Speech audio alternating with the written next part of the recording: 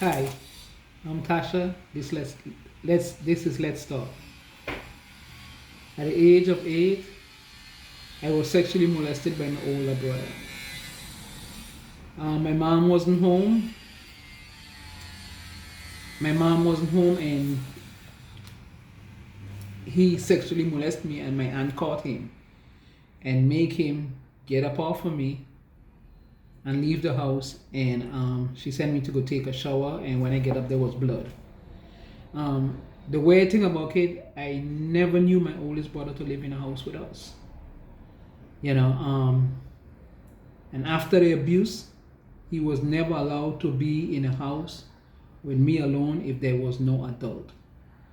Right after that, I started to wet my bed. And it was like a continuous thing. It's like I couldn't stop wetting my bed. And my mom started to get really frustrated. And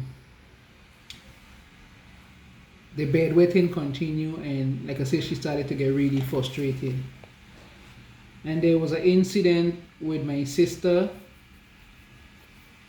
and some feces and urine. My mom, we had an outhouse. At the time, growing up in the 60s, a lot of people didn't have wall house. They had a wood house, and eventually they built that wood house into a wall house. We had an outside bathroom and an outside shower. But because I was the youngest, I was allowed to use the potty. Only my mother and I was allowed to use the potty in the house. My brother and sister, they had to use the outside bathroom.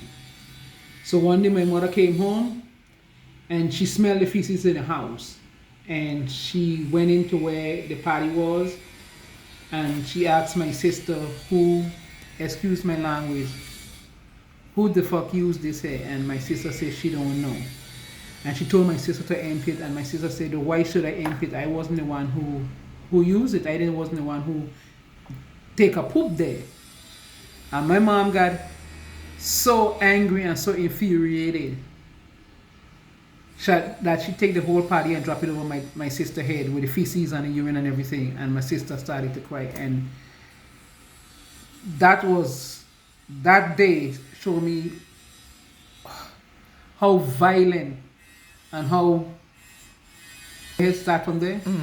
That shows me how violent, but it also showed me that I was not the only sibling that was being abused. And I couldn't do anything to help my sister, you know.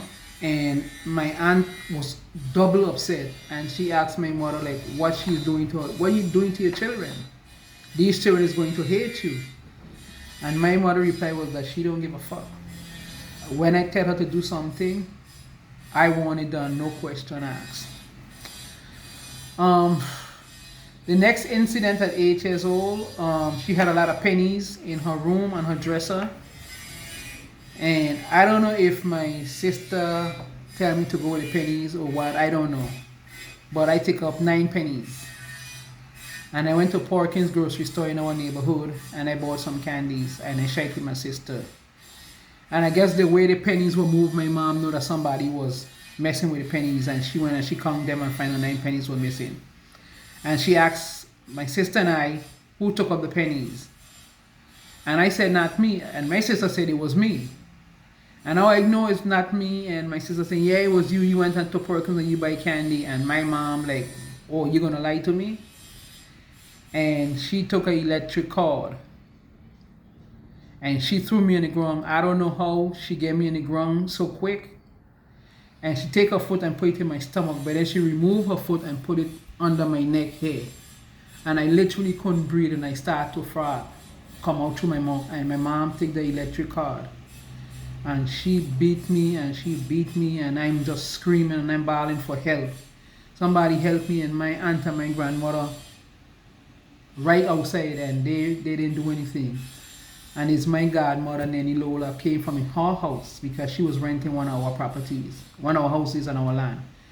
And she came down and she told my mother, she said, you gonna kill that child? And my mother said, yes, I'm gonna fucking kill her. Excuse my language again.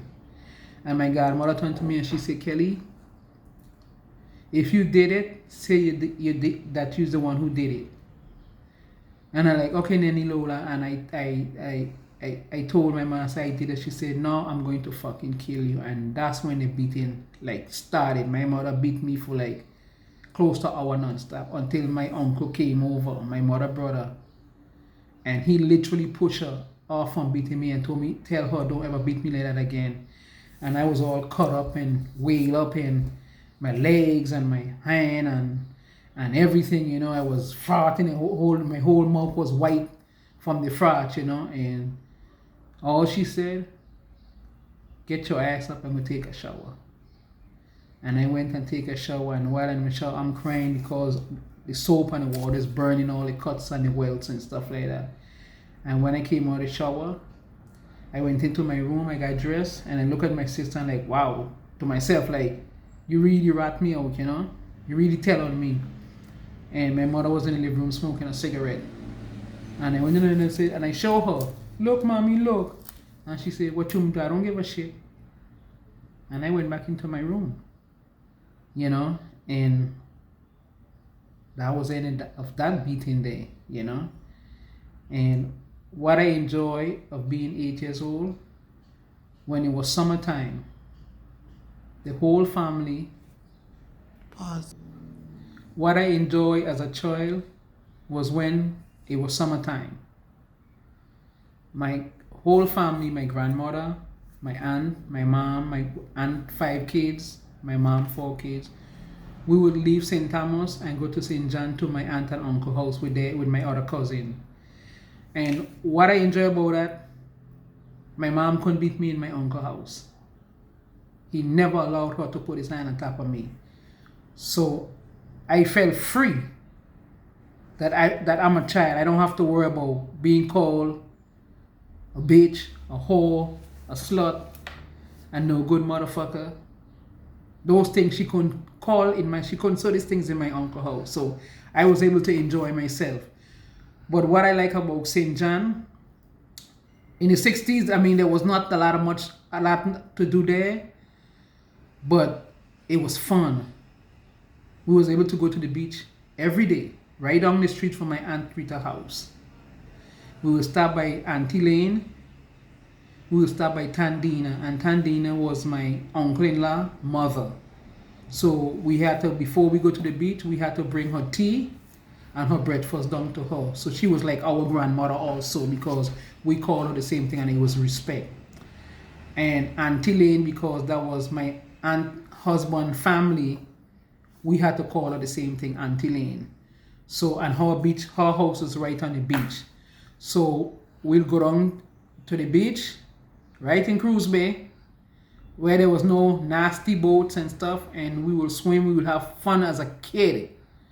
You know, we would go on the wharf and jump off, and, you know, we go behind by the graveyard, behind the rocks, and pick wills and just have fun being a kid, you know what I mean? You didn't have to worry about all this stuff. And when 12 o'clock come in the afternoon, we had to go home to get our lunch, and then we couldn't come back down till 2 o'clock after we had lunch, because they tell us, the old people say, you have to wait an hour before you go back into the water, else you'll get cramp and you'll get drunk.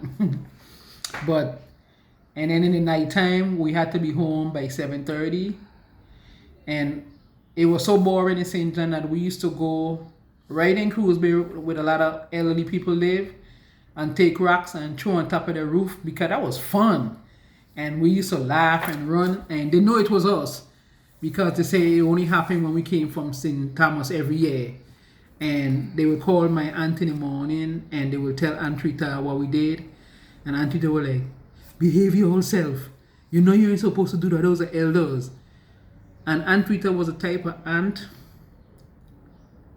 that I wish every person, I wish my mother was like her. That's my mom's sister. Aunt Rita never shouted you. She never called you out your name. She always say, behave yourself, Kelly, behave yourself. Do what is right.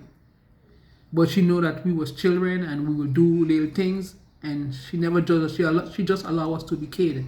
And Uncle Arnie, what was so fun about him, when he come home from work, he used to tell us stories like, he take his head off his shoulder and put it on top of the table.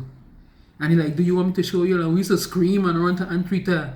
And Aunt Rita used to tell us, don't mind him, that's a lie, he's telling you a story.